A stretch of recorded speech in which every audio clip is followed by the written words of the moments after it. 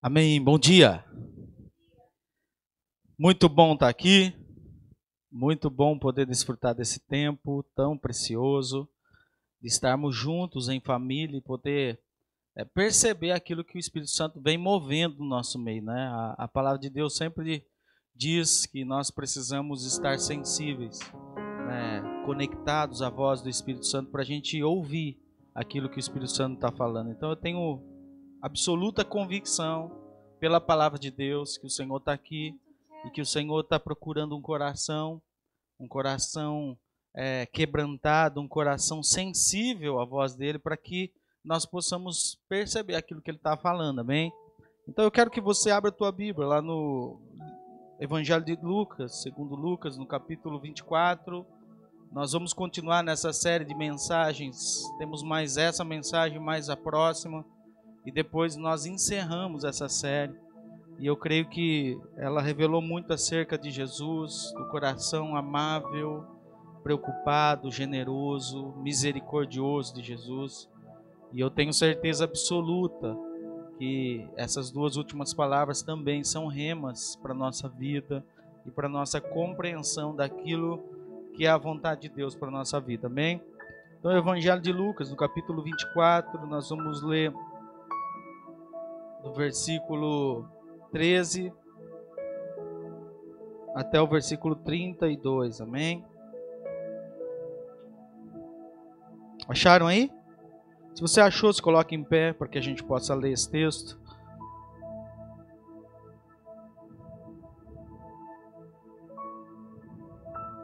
O tema dessa mensagem, guarda aí você que está anotando, é a mesa que cura. Fala assim, a mesa que cura.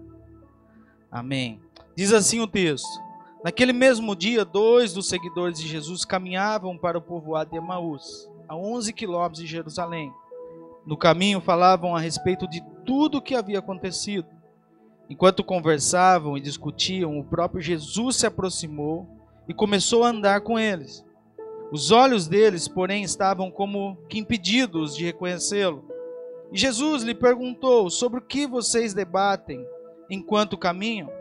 E eles pararam com o rosto entristecido. Então um deles, chamado Cleopas, respondeu: você deve ser a única pessoa de Jerusalém que não sabe das coisas que aconteceram aqui nos últimos dias.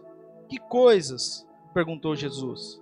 As coisas que aconteceram com Jesus de Nazaré. E responderam eles: ele era um profeta de palavras, ações poderosas aos olhos de Deus e de todo o povo. Mas os principais sacerdotes e outros líderes religiosos entregaram para que fosse condenado à morte e o crucificaram. Tínhamos esperança que ele fosse aquele que resgataria Israel. Isso tudo aconteceu há 3 dias. Algumas mulheres do nosso grupo foram até o túmulo de Jesus bem cedo e voltaram contando uma história surpreendente. E disseram que o corpo havia sumido e que haviam anjos que lhe disseram que Jesus estava vivo. Alguns homens do nosso grupo correram até lá para ver, e de fato, tudo estava como as mulheres disseram, mas não o viram. Então Jesus lhe disse: como vocês são tolos, e como custam a entender que os profetas registraram nas Escrituras. Não percebem que era necessário que Cristo sofresse essas coisas antes de entrar na glória de Deus? Então Jesus os conduziu por todos os escritos de Moisés e dos profetas, explicando que as Escrituras diziam a respeito dele. Aproximando-se de Emaús, destino deles, Jesus fez como quem seguiria a viagem. Mas eles insistiram: fique conosco essa noite, pois já é tarde. E Jesus foi para a casa deles, com eles. Quando estavam à mesa, ele tomou o pão e abençoou, e depois partiu-lhe e disse. Então os olhos deles foram abertos e reconheceram, e nesse momento Jesus desapareceu. E disseram um ao outro: não ardia o nosso coração enquanto ele falava conosco no caminho e nos explicava as Escrituras? E na mesma hora levantaram-se e voltaram para Jerusalém. Amém? Pai, nós oramos a Ti e pedimos a Tua palavra.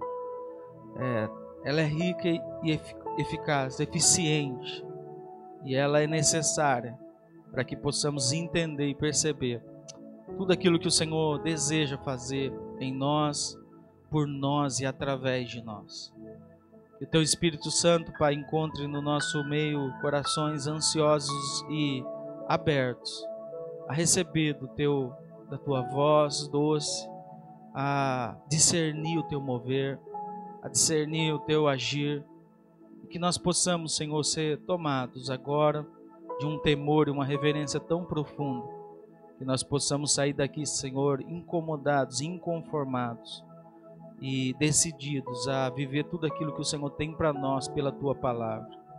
Pai, que toda obra contrária à Tua vontade caia por terra, que Teu Espírito, Senhor, tenha encontre liberdade aqui. Essa é a nossa oração, em nome de Jesus. Amém? Pode se assentar.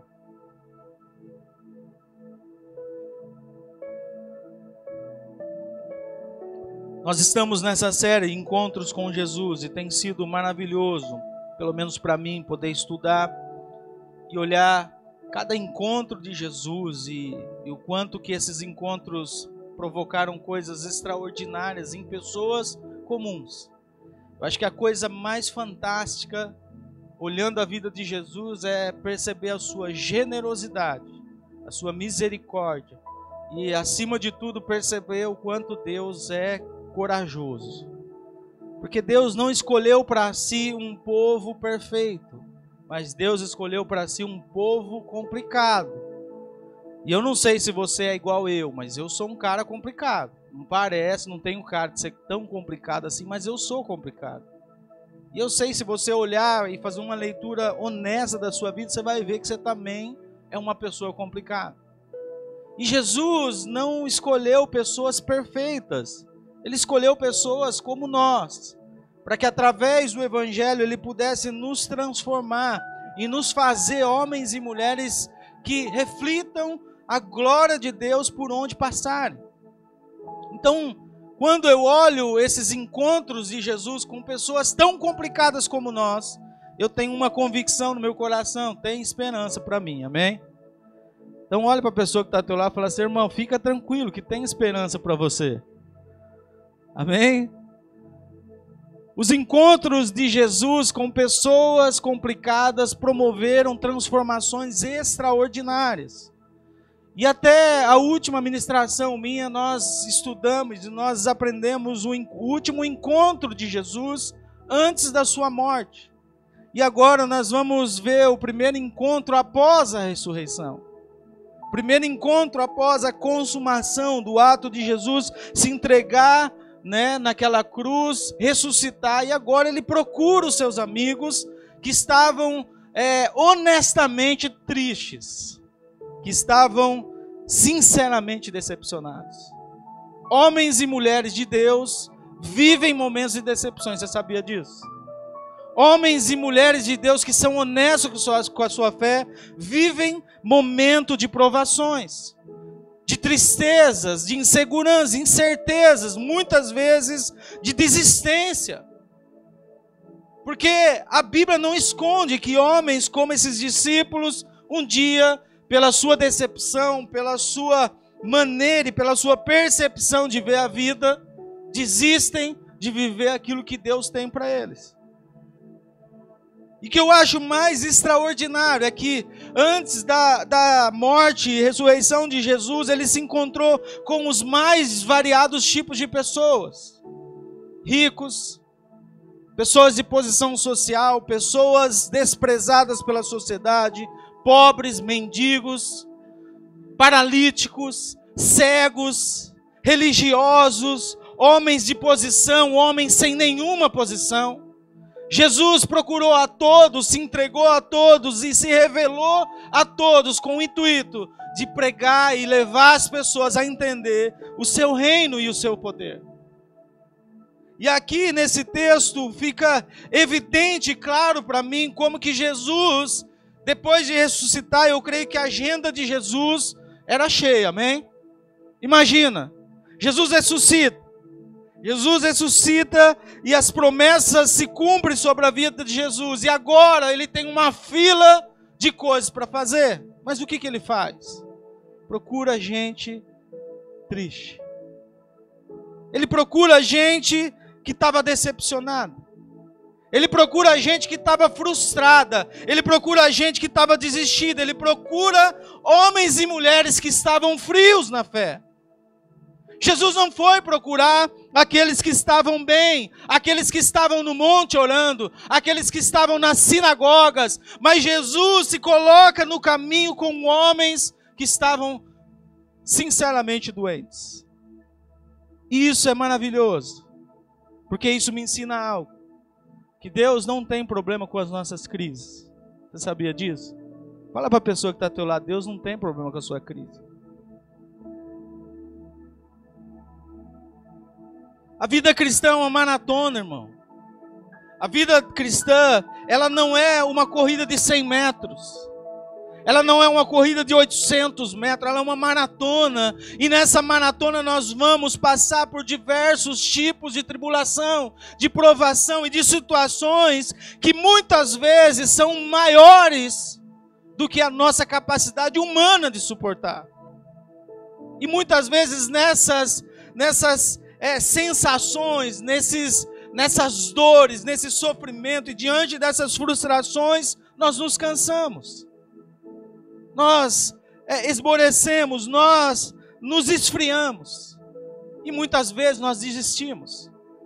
Está aqui a história de 2 homens que desistiram. 2 homens que viveram com Jesus, andaram com Jesus, ouviram a voz de Jesus, viram a manifestação messiânica de Jesus, mas estavam desistidos de tudo aquilo que eles viram com seus próprios olhos. E Jesus ressuscita e se coloca do lado desses 2 homens, preocupado com o coração daqueles homens. Então, queridos, guarda isso no teu coração. Deus não tem problema com as nossas crises. Quem tem problema com a sua crise é a religião.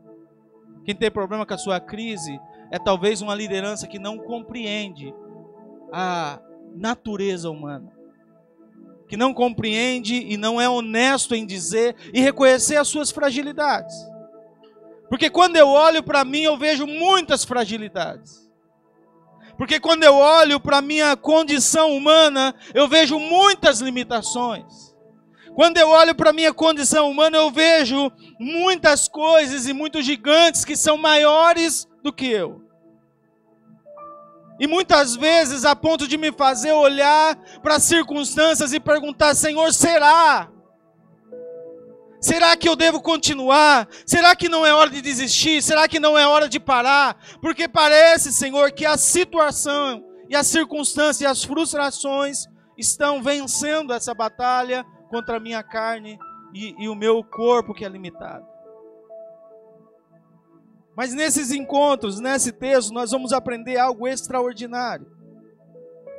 E a primeira coisa que nós vamos aprender é que as decepções e frustrações fazem parte da vida humana. Diga assim: as decepções e as frustrações fazem parte da vida humana.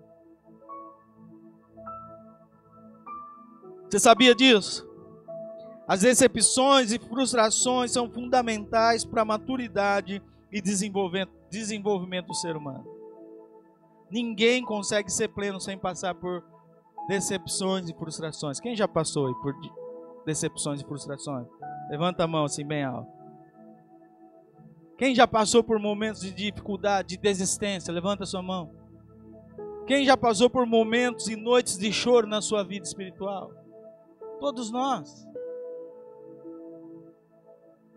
E são momentos de decepções e frustrações que nós reorganizamos as nossas prioridades, realinhamos a nossa fé e muitas vezes nos tornamos mais sensíveis a Deus. Em momentos de decepção, Cida, que nós normalmente nos rendemos a Deus. Em momentos de frustrações e dificuldade que nós normalmente nos dobramos diante da majestade de Deus.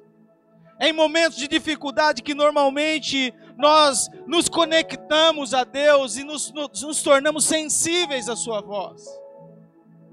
Em momentos de desistência que muitas vezes nós olhamos para dentro de nós e dizemos: Senhor, aonde Tu estás? Porque momentos de dificuldade e frustrações mostram para mim e para você a nossa humanidade. Nós somos seres humanos. Tem algum ser humano aqui, ou parece que é só eu aqui que sou humano, amém? Você é humano aí? Dá uma beliscada na pessoa do lado, vê se é carne. Se for ferro, é robô, gente, não vale. Amém? E a vida do ser humano é muito complexa. Nós nos frustramos, nós temos momentos de dificuldade, nós temos momentos de dor, de sofrimento, crises existenciais, crises na educação dos nossos filhos, crise na nossa vida financeira, crise no nosso casamento. Nós somos assim. E a graça do Evangelho é que Jesus não escolheu para si um povo perfeito, mas um povo difícil. Porque Ele disse, em mim, vocês vão ver o que eu faço com um povo imperfeito como vocês são. E é curioso como muitas vezes nós temos essa dificuldade de entender essa realidade.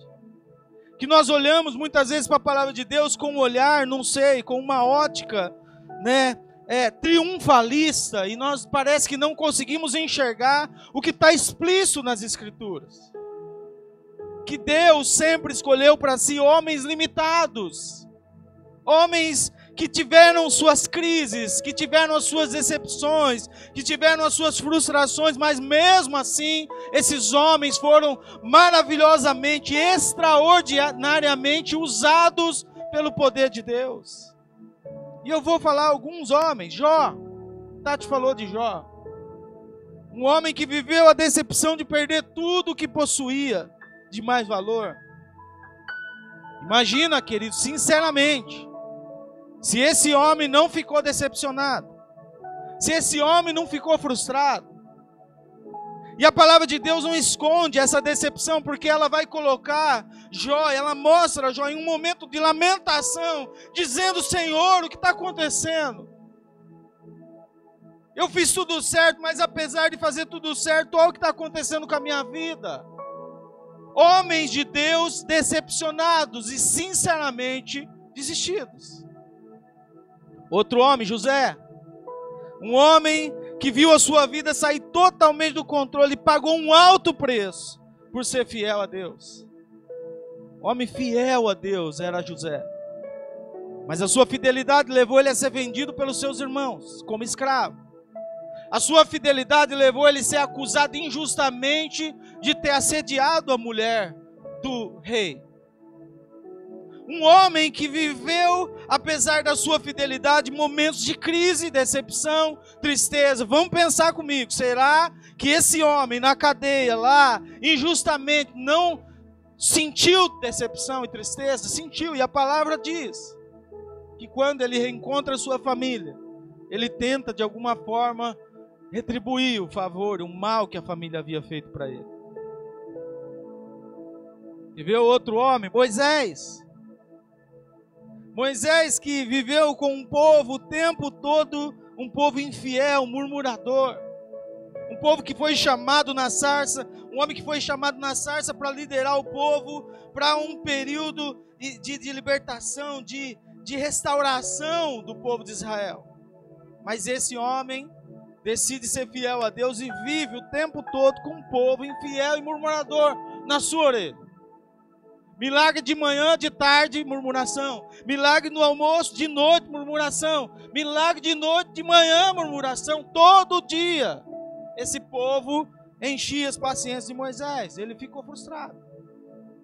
A ponto da palavra de Deus dizer que Deus manda ele tocar na rocha para que a água saísse água da rocha. Mas a palavra de Deus diz que ele fere a rocha. Ele bate na rocha com toda a sua raiva. Um homem triste, frustrado, decepcionado, porque não aguentava mais viver aquela realidade. E nesse texto aqui estão dois discípulos que estavam sinceramente decepcionados com o que estavam vivendo. Jesus, o Messias, aquele cuja qual eles colocaram a sua esperança e a sua vida. Queridos, pensa nisso. Eles deixaram tudo para seguir Jesus. Não era como a nossa realidade hoje. Era Jesus passar na porta da sua empresa e falar assim, me segue, larga tudo e vamos embora. Eles deixaram tudo para seguir Jesus. E eles colocaram a esperança que Jesus ia ser o libertador deles na mentalidade deles, diante da realidade humana, que eles achavam que Jesus era esse tipo de libertador. Mas o que acontece é o contrário. Que Jesus deixa claro todas as vezes que vai falar com eles que o reino de Deus não era um reino desse mundo, que essa libertação não aconteceria dessa forma. Então eles estavam sinceramente frustrados e tristes, desistidos. Mas a graça do Evangelho é essa, de ver que Deus não tem problema com as nossas frustrações, Deus não tem problema com os seus questionamentos, Deus não tem problema com a sua incapacidade de perceber coisas em momentos de dor e sofrimento. Deus não tem problema com a sua insensibilidade em momentos de dor e sofrimento. Muito pelo contrário, quando nós olhamos para a palavra, nós vemos um Deus presente na hora da nossa angústia, um Deus presente na hora das nossas aflições. Então, como vencer a decepção e a frustração, já que ela faz parte da vida humana, pastor? Bom, a primeira coisa que nós precisamos aprender é que nós precisamos viver pela fé. Fala assim, preciso viver pela fé.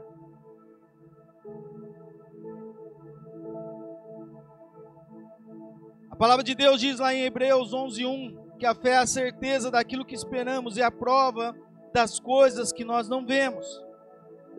Então percebam que a fé produz o quê? Convicção. Fala assim, convicção. E a decepção acontece porque vivemos pela expectativa. Está vendo a diferença? Sabe por que esses homens se frustraram? Porque eles viviam na expectativa e não na convicção. Em outras palavras, segundo a palavra de Deus, segundo a Bíblia, que diz que a fé é a certeza daquilo que esperamos e a prova das coisas que não vemos. O que esse texto está dizendo para mim e para você é que aqueles homens se decepcionaram porque não viveram pela fé. Então muitas das nossas decepções são fruto das nossas expectativas que colocamos nas coisas naturais. Talvez você tenha uma expectativa comigo. Talvez você tenha uma expectativa com o Ministério de Louvor, com essa igreja. Talvez você tenha uma expectativa com o seu marido. E quem é casado aqui sabe o que eu estou falando. Você quer colocar expectativa no seu marido, no seu cônjuge, você vai ver o quanto você vai se frustrar. Porque quem vive por expectativa vai viver uma vida de frustração. Mas quem vive de convicção vai viver uma vida rompendo fé todos os dias. Porque esse é o chamado de Deus para nós na nossa vida espiritual. Viver pela fé. Então quando eu espero algo da Tati, quando eu tenho uma expectativa acerca da Tati, todos nós temos, amém? Não estou aqui dizendo que nós não temos, porque nós temos. Nós somos seres humanos, eu tenho expectativa na Tati, eu tenho expectativa na igreja, eu tenho expectativa em tudo isso. Eu tenho expectativa na minha vida, no futuro dos meus filhos, mas o Evangelho entra na nossa vida para nos fazer não viver mais segundo as nossas expectativas, mas agora nós vivemos pela fé. Porque a fé é a única convicção que coloca os nossos pés num lugar seguro, aonde nada nos abala. Então eu tenho expectativa na Tati? Tenho, mas quando essa expectativa se frustrar, eu vou viver pela fé. E eu vou dizer, eu tenho uma aliança com essa mulher, eu tenho um compromisso com ela, eu tenho uma vida com ela, eu fiz promessas diante dos homens e de Deus com ela. Então eu não vou viver pela expectativa que eu tenho, mas pela convicção que eu tenho na palavra de Deus, que o meu papel aqui é honrar essa mulher. Você coloca expectativa na igreja, eu sei disso. Cuidado, gente, você vai se decepcionar, porque a gente é complicado. E eu quero dizer para você, como um profeta do Senhor, que fatalmente você vai se decepcionar. Certamente, mais cedo ou mais tarde, você vai decepcionar com a gente. E quando você se decepcionar com a igreja, lembra de uma coisa, meu irmão. Viva pela fé. Porque fé é convicção. Fé não é expectativa. Eu lembro que um tempo atrás uma pessoa me procurou e falou assim para mim, o meu problema é a igreja. O meu problema é a igreja. Eu falei assim, não, seu problema nunca foi a igreja. Seu problema é o teu coração. Nós encontramos por aí muitas pessoas dizendo assim: eu fui ferido pela igreja. Não, queridos, a igreja bíblica nunca feriu ninguém. Quando nós olhamos é porque essas feridas, essas decepções é fruto da nossa expectativa em relação a pessoas. E talvez nós colocamos uma expectativa num pastor e ele nos frustrou porque ele é ser humano. Nós colocamos a expectativa numa pessoa dentro da comunidade religiosa e essa pessoa nos feriu, nos machucou porque ela é ser humano. Então quem te feriu nunca foi a igreja, porque ao longo da história a igreja nunca feriu ninguém. A igreja noiva de Cristo nunca feriu ninguém. Quem fere pessoas são os seres humanos. Amém? Então, primeira coisa, viva pela fé. E a segunda, dá crédito absoluto às Escrituras. Olha que interessante, em Lucas 24, 25, 27, ele diz assim: como vocês custam a entender e como demoram a crer em tudo que os profetas falaram. Não devia Cristo sofrer essas coisas para se entregar à glória? E começando por Moisés e todos os profetas, explicou-lhes o que constava a respeito dele em toda a Escritura. Sabe o que Jesus está dizendo para esses dois homens tristes, decepcionados e frustrados? Vocês estão assim porque não deram ouvido à Escritura. Vocês estão frustrados porque vocês colocaram uma expectativa no Messias que ele nunca disse que ele cumpriria. Vocês estão tristes e decepcionados porque vocês não ouviram as Escrituras Sagradas. Então dê crédito absoluto às Escrituras na sua vida. A segunda coisa que nós aprendemos com esse texto é que Deus não tem problema com as suas crises. Fala assim, glória a Deus. Amém? Deus não tem problema com gente complicada. Oh, glória a Deus.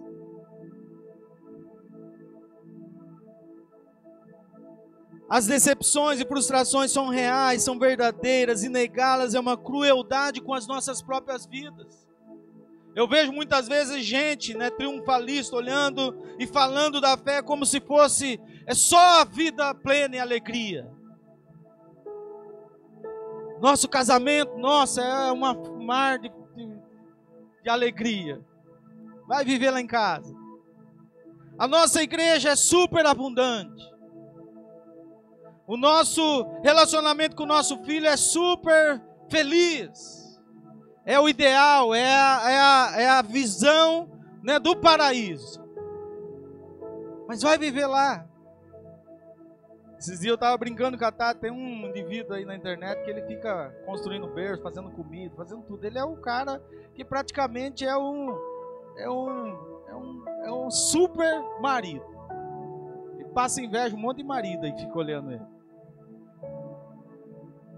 Eu falei para a Tati, falei assim, eu queria bater um papo com a mulher dele para ver se é tudo isso que ele apresenta nas Escrituras, porque é isso que a rede social faz. Ela mostra pra gente uma realidade que a gente só está vendo as partes boas. Mas eu tenho certeza, gente, que é gente complicada igual a gente. É gente insegura igual a gente. É gente decepcionada igual a gente. É gente que se frustra como a gente. É gente que tem sentimento como a gente. Então Deus não tem problema com as suas crises.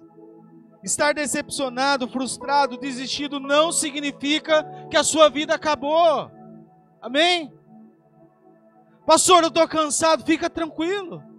Pastor, eu estou desanimado, fica tranquilo. Eu estou desesperado, estou decepcionado, fica tranquilo. Pastor, eu desisti do que Deus colocou na minha mão, fica tranquilo. Porque Deus não tem problema com a sua crise. Deus não tem problema com as suas limitações, muito pelo contrário. É nesse momento que Ele se aparece, é nesse momento que Ele se coloca do seu lado, caminha com você e faz os seus olhos se abrirem para a realidade que Ele tem para você. Talvez você está aqui nessa manhã e você está sinceramente triste, sinceramente decepcionado, sinceramente frustrado, seu coração está desistido. Eu quero dizer para você, o Senhor Jesus não tem problema nenhum com as suas crises. E não é porque você está vivendo crise que Deus desistiu de você. Olha para a pessoa que está ao teu lado e fala assim, não é porque você está em crise que Deus desistiu de você. Sabe qual que é a beleza de Jesus? A beleza de Jesus é que Ele não desiste de ninguém. É que Jesus não desiste de gente complicada. É que Jesus não desiste das nossas crises. O Senhor Jesus não nos larga nas nossas limitações. Ele abraça a nossa vida, pega na nossa mão e diz: vamos juntos, você vai vencer isso, porque eu vou te ajudar. E é curioso a gente olhar e a gente não conseguir perceber essa realidade. Que Jesus, ao ressuscitar, Ele não procura a gente perfeita. Ele não procura a sinagoga. Ele não procura a gente que está bem. Ele procura a gente que está cansada. Gente que está desistida. Gente que está decepcionada. Gente que já colocou o seu ministério e falou: eu não quero mais. Jesus se coloca do lado desses homens e diz: vamos andar até que os seus olhos se abram, porque a sua decepção, eu tenho compaixão por ela, eu me compadeço do seu sofrimento. Jesus não desistiu de você, meu irmão. Ainda que você entregou aquilo que o Senhor colocou na tua mão no altar, o Senhor não desistiu de você.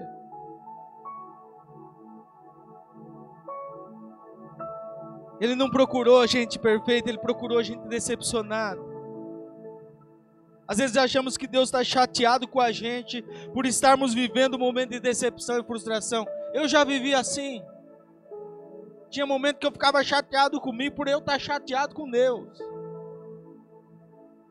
Tinha momento que eu olhava para a minha vida e falava assim: mas eu não sou um cara nem digno de estar aqui. Porque eu estou triste, eu estou decepcionado, eu estou frustrado, eu estou quase desistindo. Mas aí a mão do Senhor vinha sobre nós. O poder do Senhor nos invadia, o Espírito Santo nos envolvia e começava a ministrar o nosso coração, dizendo: fica tranquilo. Porque eu sou especialista em transformar gente complicada em gente muito bem resolvida. Jesus não chamou para si um povo de super-homens, isento das dores desse mundo. Jesus chamou para si um povo de homens e mulheres que, apesar das dores, decidiram viver pela fé. Amém? Se Jesus quisesse super-herói, Ele não tinha chamado Davi, Ele tinha chamado Golias. Amém? E parece que a gente não enxerga isso na Bíblia. Davi era o menor da sua casa, desprezado por todos. O seu próprio pai o desprezava, porque era o menor. Talvez Davi, na sua crise, olhava para si e falava assim: eu não presto para nada. Os meus irmãos todos estão servindo o exército do rei, estão servindo a Israel, guerreando nas batalhas, e eu estou aqui cuidando das ovelhas do meu pai, porque eu nem tamanho tenho. Eu me identifico muito com Davi. Mas é curioso que quando o profeta chega a falar com o pai de Davi, ele diz algo. Fala assim: ó, você estuda aqui, ó. Estou trazendo para a linguagem lá do interior de São Paulo. Você estuda aqui, ó. Vocês estão olhando com os olhos humanos. Vocês estão escolhendo as pessoas pelo que elas fazem, pelos que elas possuem, pelo formato exterior delas. Vocês estão olhando aquilo que o homem vê. Mas Deus não olha assim. Davi é pequeno sim, mas o coração é cheio de Deus. Davi é pequeno sim, mas o coração é rendido a Deus. Davi é pequeno sim, mas é um homem segundo o meu coração. Então eu não escolho como os homens escolhem. Enquanto o homem vê a cara, eu estou olhando o coração. É assim que Deus fez. Vamos ser sinceros, se Deus tivesse escolhido gente capacitada, nós estava tudo lascado. Nós estava tudo fora da barca. Não é verdade? Hein, Thaís? Você acha que Deus escolheu vocês porque vocês são capacitados? Deus escolheu a gente porque nós temos um coração apaixonado por Ele. E que esse coração se mantenha aquecido. Amém? Terceira coisa que nós aprendemos é que em momentos de crise, precisamos pedir para Jesus que fique conosco. Olha o que diz o texto aqui, em Lucas 24, 29. E eles insistiram muito com ele, dizendo: fique conosco, pois a noite já vem, o dia já está quase findando. Então ele entrou para ficar com eles. O texto diz que os discípulos pedem àquele homem Jesus a entrar em casa com eles. Mais que isso, ele fala assim: fique conosco. Você sabe qual que é, na nossa caminhada pastoral, cuidando de gente, cuidando de pessoas, servindo pessoas, nós vemos que a primeira coisa que nós fazemos nas nossas crises é o quê? Primeira coisa que a gente faz na nossa frustração, a gente tira férias de Deus. A gente para de orar, a gente para de ler a Bíblia, para de congregar, para de ir na célula, para de participar do estudo. A primeira coisa que nós fazemos na nossa reação humana é se afastar de tudo aquilo que pode nos trazer cura. E é curioso que esse texto diz assim, que os discípulos olharam para Jesus e pediram para Jesus: fica conosco. Não me deixa na minha crise. Não me deixa na minha dor, não me deixa no meu sofrimento, não me deixa na minha limitação, não nos deixe, Senhor, fica conosco. E está aqui uma direção para a sua vida. Busque a Deus na sua crise, busque ao Senhor na sua crise. É na crise que você tem que orar mais, é na crise que você tem que se consagrar mais, é na crise que você tem que estar na comunhão com os santos, é na crise que você tem que chamar pessoas que têm responsabilidade na fé para estar com você, é na crise que você precisa chorar com o seu irmão, é na crise que você diz para o Senhor: fica comigo, Senhor, porque senão eu não consigo sozinho. Então você está em crise nessa manhã? Fala assim para o Senhor: fica comigo, Senhor. Fica comigo, Senhor.